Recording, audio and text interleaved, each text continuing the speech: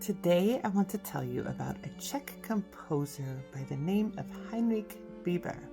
And he was born in 1644 at the time it was the Bohemian Empire, but now it's the Czech Republic.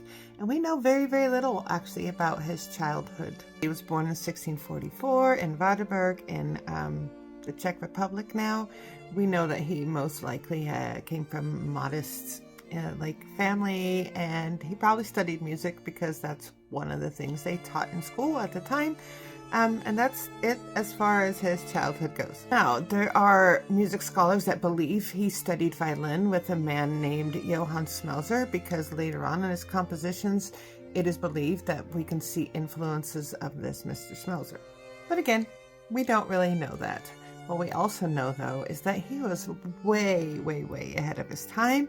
And he's also was kind of like the Paganini before Paganini as far as violin. He was truly a violin virtuoso, which we can tell through his compositions. Now, as all working musicians back in the 17th century, he was working for a court. He was working for Prince Bishop Karl Liechtenstein Kastelkorn. That's quite a name. However, he apparently wasn't so happy there, and then he left without this Mr. Kastelkorn's permission, which was not the way it was done back then. He entered services of Archbishop of Salzburg, and this tension was kind of an issue for the rest of his life, but also he started composing amazing things at that point. Kind of gave him more freedom, it appears. And when he was composing, he was experimenting with the violin. It was still a relatively new instrument, right? And he wanted to push the boundaries, and boy, did he ever do that. One of the things he did was scordatura, which is where you take your instrument. It doesn't have to be a violin, but you take your instrument and you retune it, and not the standard tuning. This way he could make different intervals, make different double stops sound interesting. He did more than that. He just was very theatrical. Yes, he stuck to the traditional masses and the very church traditions, but with an incredibly vivid imagination. Now, he wrote a bunch of pieces, but I think like his most amazing piece, because it was so ahead of his time, is a piece called Battaglia a 10, or it's the number 10.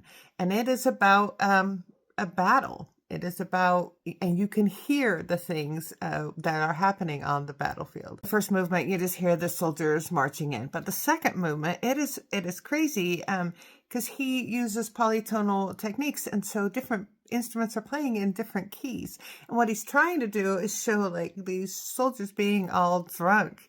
And it sounds that way. Third movement is a march. It's simply a march. You see the soldiers marching off to war. But then the fourth movement, it's a battle. And all of a sudden we get these like crazy dissonant chords, and it's like cannons shooting off. And the violins are doing collegno, which is like finger snapping, or sometimes the wood part on the bow, but it sounds sharp, and it's like the arrows moving through or whatever. It's like getting attacked, and you can like listen to the music, and then you hear these soldiers like, in the music. Pretty cool.